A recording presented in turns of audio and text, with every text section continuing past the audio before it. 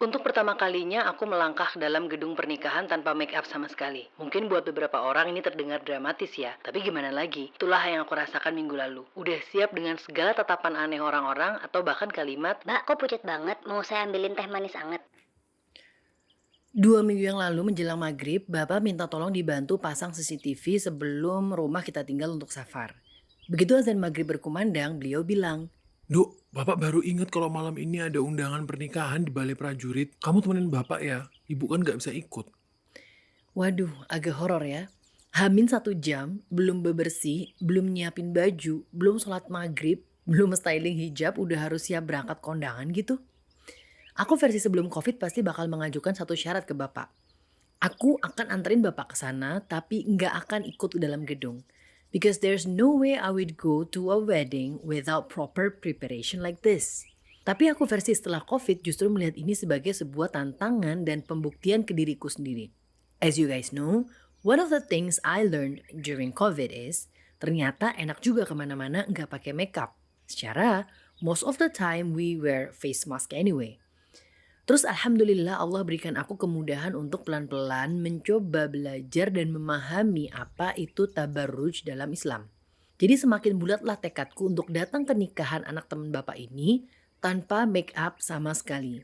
Yes, not even loose powder or any kind of colored lip product.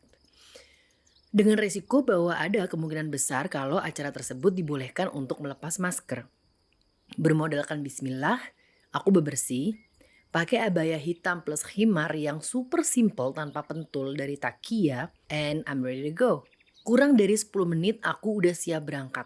Bapak aja sampai kaget.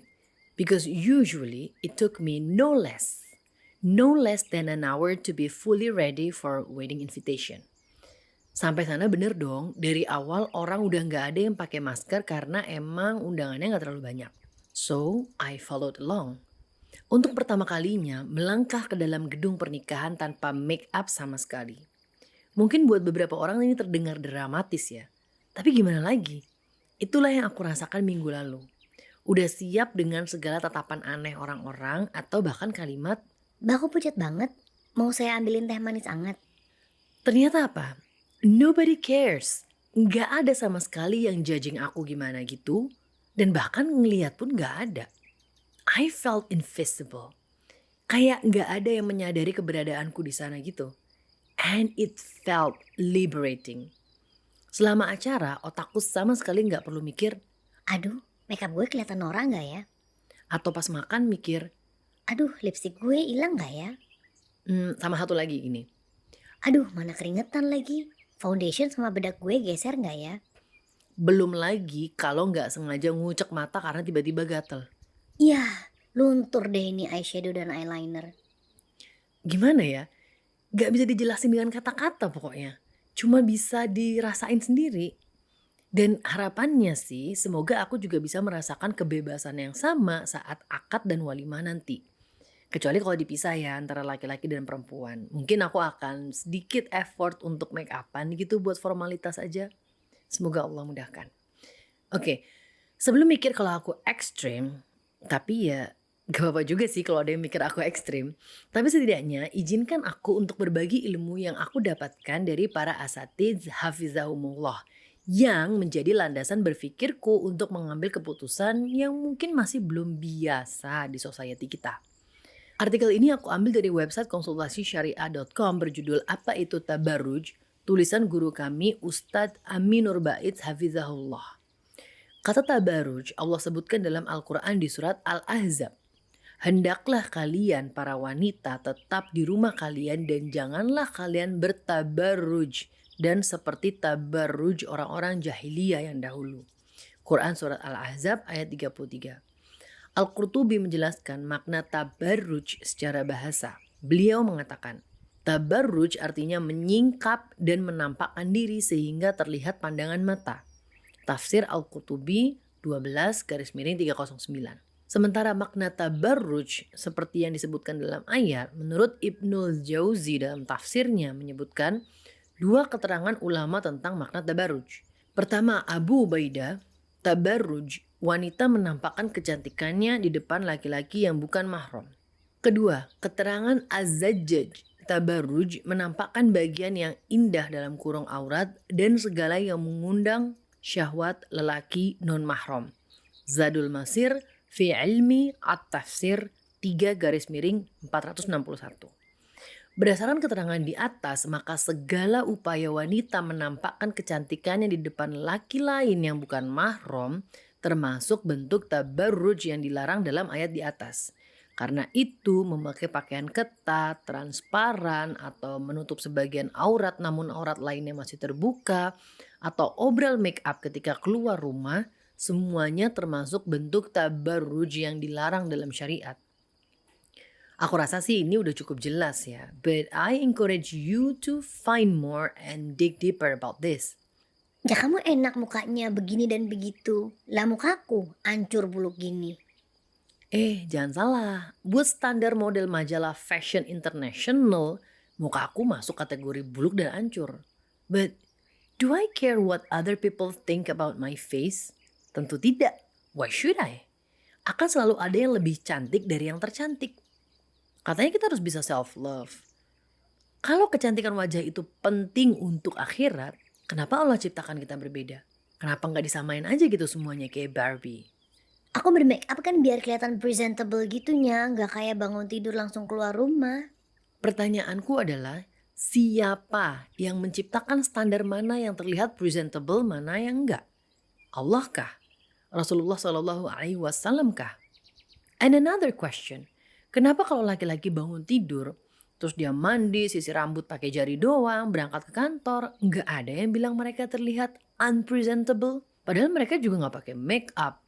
Dan masa iya sih muka kita bangun tidur nih setelah tidur semalaman, dan muka kita setelah mandi, wudhu, sholat subuh itu terlihat 100% sama persis identik gitu? Or maybe we're just a little bit exaggerating here. Tapi aku make up untuk diriku sendiri. To feel good about myself, bukan untuk orang lain. Okay then, kenapa pada saat seharian di rumah aja nih nonton drakor nggak dandan full makeup? Don't you wanna feel good about yourself all the time? Lagi pula, wajah ini pinjeman, badan ini pinjeman, nyawa ini pun pinjeman. Sebagai seorang yang meminjam, bukankah kita terikat dengan aturan peminjam? Dalam hal ini, ya aturan Allah. Kesel gak sih kalau kita minjemin sesuatu yang berharga atau mahal ke fulanah misalnya, terus dia gak sakarepe dewe, atau bikin semau-maunya sendiri gitu? Tapi kalau kekawinan bareface gitu kayak nggak menghargai yang undang nggak sihnya? Well, I'll let you be the judge. Aku kosongin jadwalku di jam itu. Pakai baju yang proper, bukan baju yang kotor atau bolong-bolong ya. Macet-macetan nyetir ke venue, ngeluarin uang untuk bensin, muter-muter cari parkir, antre sampai hampir 1 jam kadang buat mendoakan secara langsung, dan masih harus antre lagi untuk bisa makan. Setelah semua itu dilakukan, apakah aku masih dianggap nggak menghargai yang ngundang hanya karena aku nggak pakai makeup sama sekali? Terus jadi kita sebagai muslimah nggak boleh dandan sama sekali gitunya? Loh, siapa bilang? Buat yang jomblo nggak masalah kok mau make up bold, soft, atau apapun itu pas di rumah. Buat dilihat-lihat sendiri, buat seru-seruan, buat latihan. Latihan apa? Latihan kalau udah menikah nanti. Nah ini, Rasulullah Shallallahu Alaihi Wasallam bersabda, sebaik-baik istri adalah yang menyenangkan jika engkau melihatnya, taat jika engkau menyuruhnya, serta menjaga dirinya dan hartamu di saat engkau pergi. Diriwayatkan oleh At-Tabrani dari Abdullah bin Salam. Lihat Sahihul Jami' nomor 3299. Coba, gimana enggak indah syariat Islam? Kalau keluar rumah enggak dandan bisa terhindar dari dosa, kalau di rumah dandan untuk suami dapat pahala. Buat apa gitu kan capek-capek dandan, malah dapat dosa. Rugi, sayang foundation dan mahal. Yang sangat-sangat disayangkan sekali dan aku pun dulu punya mindset yang sama, yaitu sebagai perempuan semangat banget dandan kalau pas keluar rumah. Tapi di rumah malah males. Kebayang dulu ya, apalagi kalau nanti aku udah menikah dan jadi ibu rumah tangga. Siapa gitu yang mau lihat kalau aku dandan di rumah? Tapi coba sekarang dibalik ya, sedih gak sih kita perempuan sebagai istri kalau lihat suami itu di rumah malas mandi, pakai baju yang udah belel, bukan karena gak ada baju lain yang bagus ya, tapi karena menurut dia ini yang paling enaken. Giliran mau ketemu temennya malah mandi nggak perlu disuruh, pakai baju yang paling keren, paling mahal, minyak wangi dipakai seperempat botol, sisiran yang rapi, terus tanya ke kita. Sayang, aku udah ganteng belum? Kalau aku pribadi sih ngenes banget lah ya. Bakalan ngerasa yang Kenapa untuk orang lain dia mau effort tapi untuk aku istrinya malah enggak? ini bukan tentang menerima apa adanya ya, atau Hanya dengan kamu aku bisa be myself. nggak mandi jorok-jorokan gitu. Tapi ini tentang firman Allah dalam surat Al-Baqarah ayat 228. Dan para wanita mempunyai hak yang seimbang dengan kewajibannya menurut cara yang sepatutnya. Ibnu Abbas berkata, sesungguhnya aku senang untuk berhias untuk istri sebagaimana aku suka ia berhias untukku karena Allah berfirman dalam surat Al-Baqarah ayat 228 tadi. Well, what I'm trying to say is, seringkali tanpa sadar kita merasa in control of something. Padahal mah enggak, justru kita yang sedang dikontrol. Oleh society, oleh hawa nafsu, oleh pujian orang lain. Kita bilang kita dandan untuk diri kita sendiri. Tapi setiap ada tutorial makeup yang lagi happening, ikut. Supaya update. Bukan cuma itu, rela ngabisin uang untuk beli makeup yang mahal hanya karena semua orang bilang itu. Bagus banget sumpah nggak ngerti lagi asli beneran nggak bohong. Padahal ternyata setelah kita pakai B aja atau bahkan sampai bikin breakout. Kita bilang kita dandan untuk diri kita sendiri.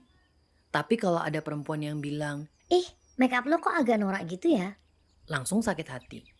Kalau ada laki-laki good looking yang bilang, Ih kamu cantik banget ya pakai lipstik itu. Kelihatan seger. langsung senyum-senyum sendiri. Apalagi kalau kita ada hati sama dia. Kita bilang kita dandan untuk diri kita sendiri. Tapi ngerasa insecure bahkan sampai nggak pede banget untuk pergi ke tempat yang mewah, polosan tanpa makeup. Syariat Islam hadir bukan untuk mengekang kita, tapi untuk membebaskan kita dari semua tekanan-tekanan masyarakat yang hanya akan bikin kita stres. Nonsense standards that will eat us up from the inside. Syariat Islam hadir bukan untuk merumitkan yang sederhana, tapi menyederhanakan yang rumit. Masih banyak benernya yang mau aku share tentang statement ini, tapi kayaknya butuh satu monolog sendiri. So, inshallah I will pick up where we left off today next week. And on the meantime, try to be free from makeup whenever you step outside the house. It's okay, baby steps. Start from small and work your way up. Try to love your bare face. Try to be totally grateful with what Allah has blessed us with. Abaikan tatapan orang lain. Kalau prinsipku gini, you don't see me if I'm not looking at you. Itulah kenapa orang yang kenal aku selalu bilang, Lo kenapa sih kalau jalan mukanya ngeliat ke depan terus nggak noleh kanan kiri? ya karena menurutku aku gak ada uzur untuk ngeliatin orang di sekelilingku pas aku jalan. Semoga Allah mudahkan kita untuk bisa selangkah demi selangkah melaksanakan perintahnya serta menjauhi larangannya.